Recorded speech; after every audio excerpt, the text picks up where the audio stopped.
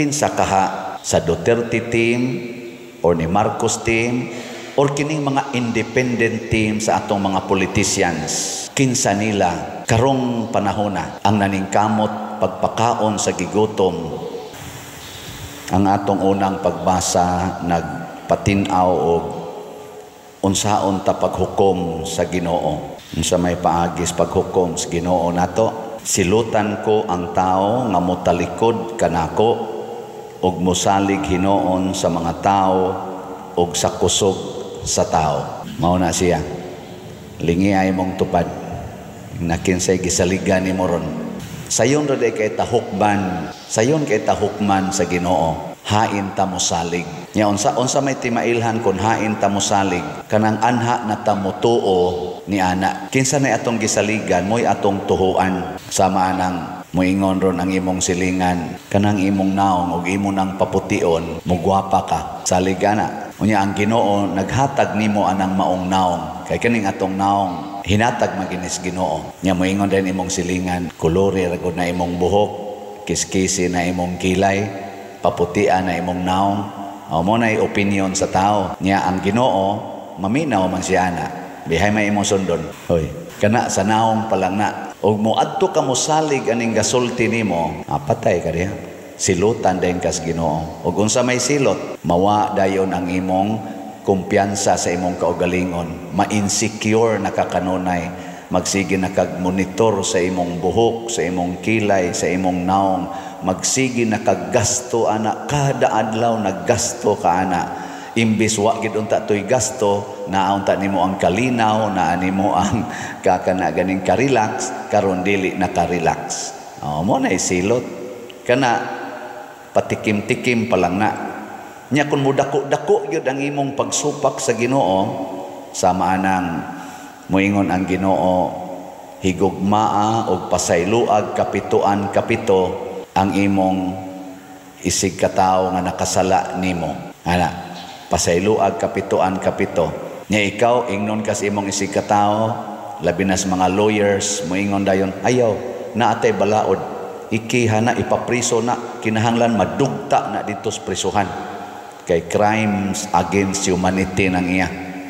Ana, hay may imong paminahon ana. Kadtong moingon nga pasayloa og kapituan kapito, o karing mo ingon ipadugta gina sa bilangguan. Hoy, tubag, hain lagi imo ana. Tingog mo ba unsa mapatay na mo diha? Og mo ingon gani ka nga ari ko aring crimes against humanity kinahanglang silutan gina siya. Di ko mosalig anang naang pasayloag kapituan kapito kay mag-anad ra na siya. Silutan din kas Ginoo. Unsa may silot, bugat ang imong dughan in relasyon anang tawhana or sa mga tao nga susama ana niyag batasan, bugat ang imong dughan. Sa dinhi panas kalibutan, magsurok ding imong dugo, maglagot dayon ka. O di ba?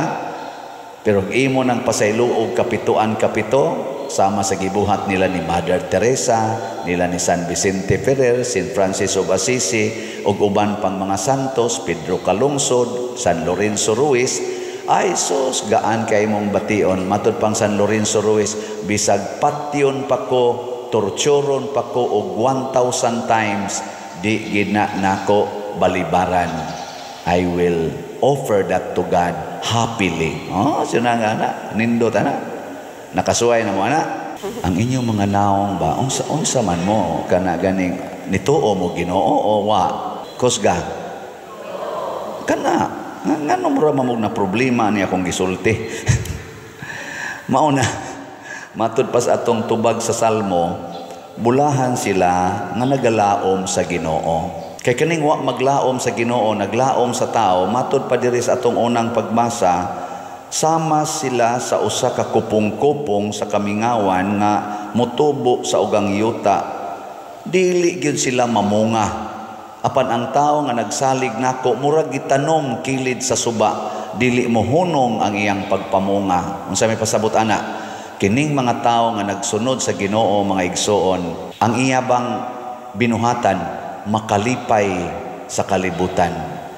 Ang iyabang binuhatan makalipay.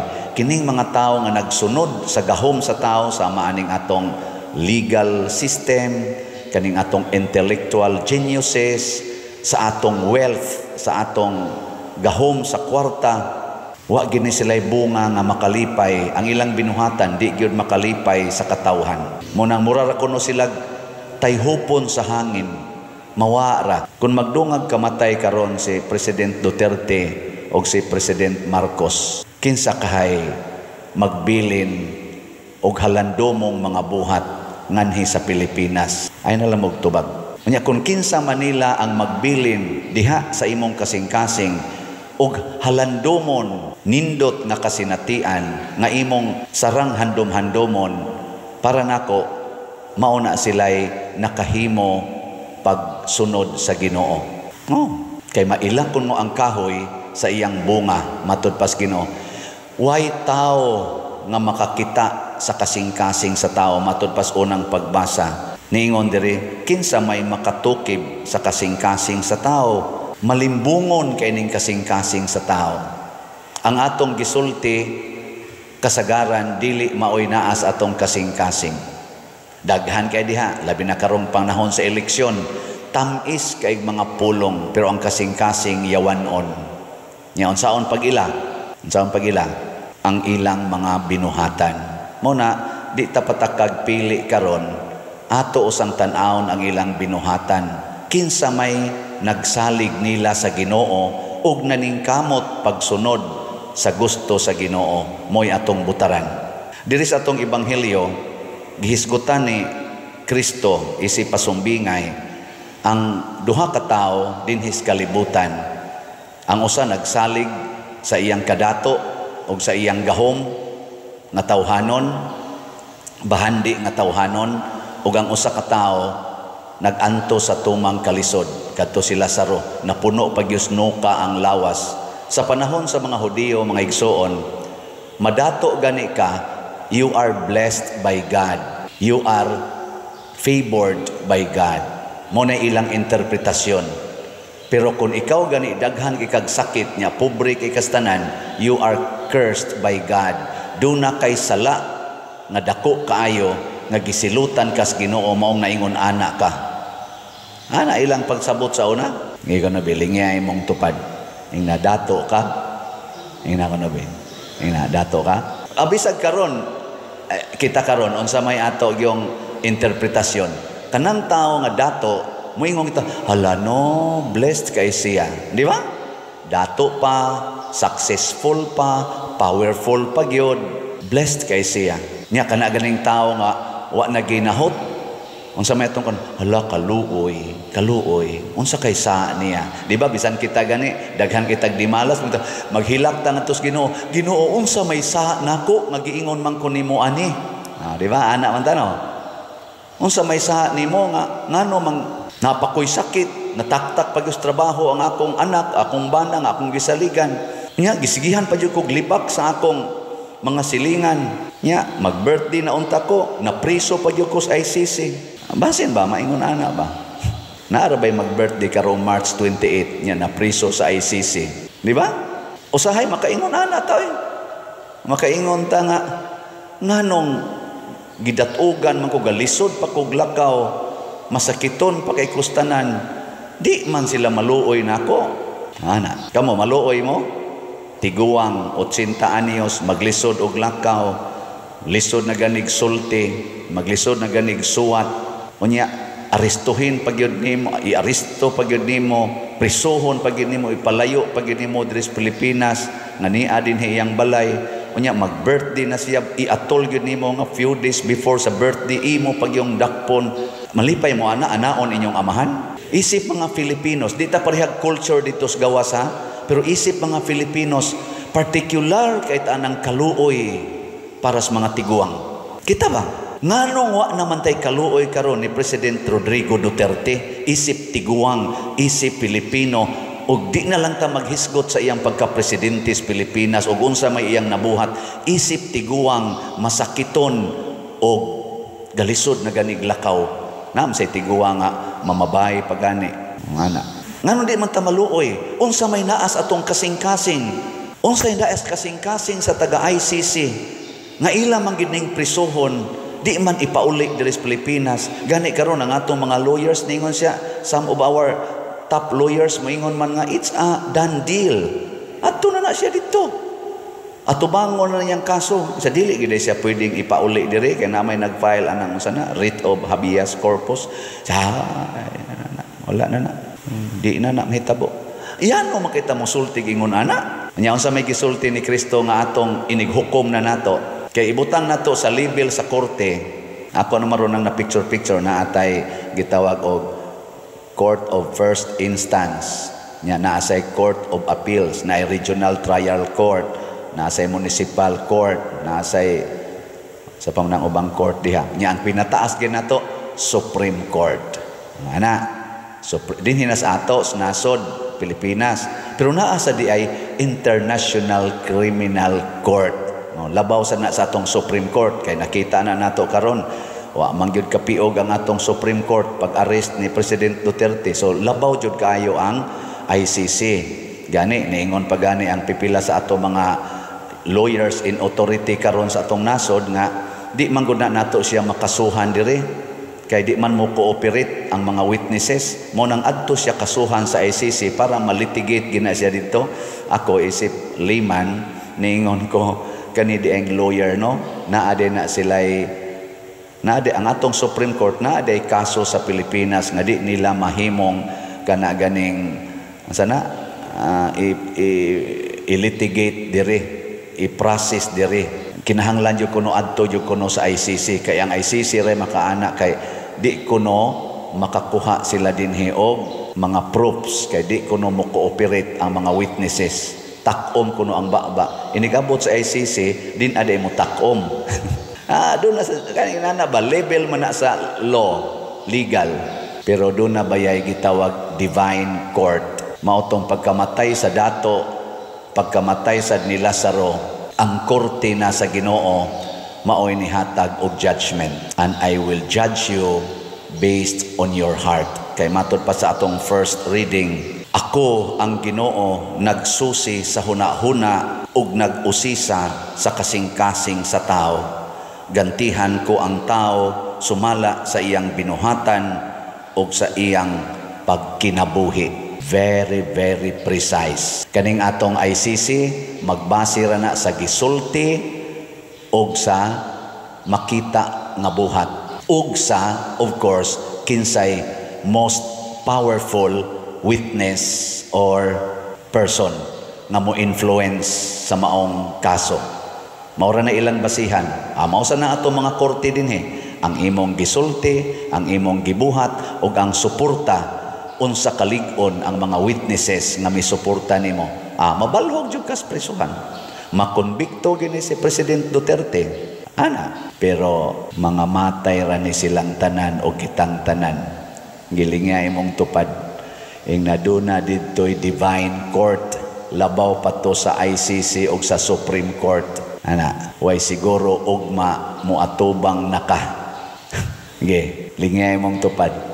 Ingna kun mo atubang nakaugma sa Supreme Court sa Ginoo, asa ka kaibutang adtos kalayo nga didto ang dato, nangandoy na lang ang dato nga to sa tubig sa iyang baba, o adto kaibutang adtong langit diin si Abraham og si Lazaro nagpahimos sa kumbira.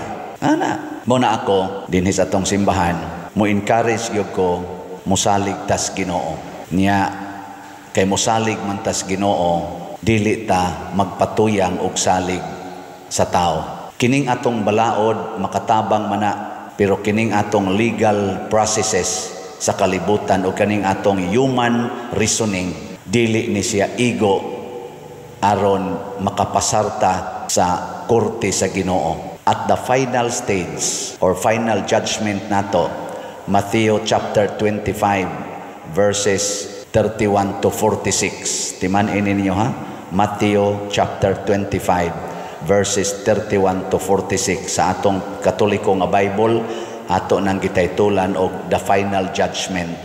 Katong himuon natang i-classify ta karnero or kanding.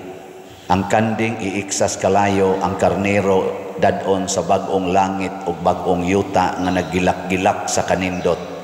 kinsa man tong mahimong kanding, kadtong wa mupakaon sa gigutom, kadtong wa sa tong usa mupainom sa giuhaw dinis kalibutan ba, kadtong sa pa to bistihan ang hubo, kadtong pasudlon sa balay ang way balay or himuag balay ang way balay, shelter the homeless, kadtong niatiman sa masakiton, care the sick, o kadtong muduaw sa piniriso, visit the prisoners. So unsay gibuhat nato sa hungry people, thirsty people, sick people, homeless people, naked people, and imprisoned people, maunay atong atubangon sa Ginoo. Kung doon natay gibuhat nga maayo nila, mahimo tadayong karnero. Ibaliwa gani nato ang ilang panginahanglan. Unsa man? Mahimo dayon tang kanding. Nakaron kinsa kaha sa Duterte team or ni Marcos team or kining mga independent team sa atong mga politicians karong panahona, kinsa nila ang naningkamot pagpakaon sa gigutom, naghimog mga sistema aron mapakaon ang gigutom, mapainom ang giuhaw, maatiman ang masakiton, mahatagag panimalay ang way balay, mabistihan ang mga hubo o maduaw ang mga piniriso. Kinsa kaha nila ang dunay gibuhat. Nya karon moari na tas atong kaugalingon, pangutan ay imong kaugalingon, lingi asad ang imong tupad, ang di mo lingi kanding. Sige, ingna kining pagpalit og slat makatuman ka ni aning unom. Ingna kuno ba, lingi ayon tupad sa kining pagpalit na tog slat makatuman ka tani. Ana si President Duterte masakiton, giatiman ba siya sa nanagkiha niya? Si President Duterte homeless na karon kay piniriso na siya, giduaw ba siya sa iyang nanagkiha niya? Si President Duterte tiguang na, galisod naglakaw, gigutom, ngitag inununan, giuhaw. Ana, giatiman ba siya sa nanagkiha niya? Niini muna nganong gihimo natong homeless si President Duterte, nganong gihimo nato siyang piniriso, crimes against humanity. Unsa magit ang tinuod nga crimes against humanity? Kinig yung paghikaw nato niining unom ka sitwasyon. Kumusta man karon ang administrasyon ni President Bongbong Marcos? Kining mga billions of pesos nga nangawa gyud subay-subay pa karon. Kining atong mga infrastructures nga mukalitlag kawagtang na atay 5,500 na flood control unya baha lang yapon to the max. Kining mawagtangan og budget ang PhilHealth para karong tuiga, naka-address ba ni aning atong gihisgutan nga unom ka buok? O kining pagkaway transparency sa atong gobyerno karon, wa ta kahibaw, hain gipanghatag, hain gipanggamit ang daghan kaayo o dagko kayong mga kantidad. Unsaon man nato pagsabot, kita nalay mohimo ni ana. Unsay mahitabo, silutan sa Ginoo ang wa mosalig niya, tagaan og maayong kinabuhi ang mosalig niya. Dili lang dinhi sa kalibutan, labaw na gyud didto sa sunod. Kinsay mohukom didto sa sunod? Kinsa didto'y final judge? The King of Kings, the Lord of Lords, and the Judge, the Supreme Judge, Jesus Christ. So mo na'y atong bantayan, nindog na ta, mga hukmanan.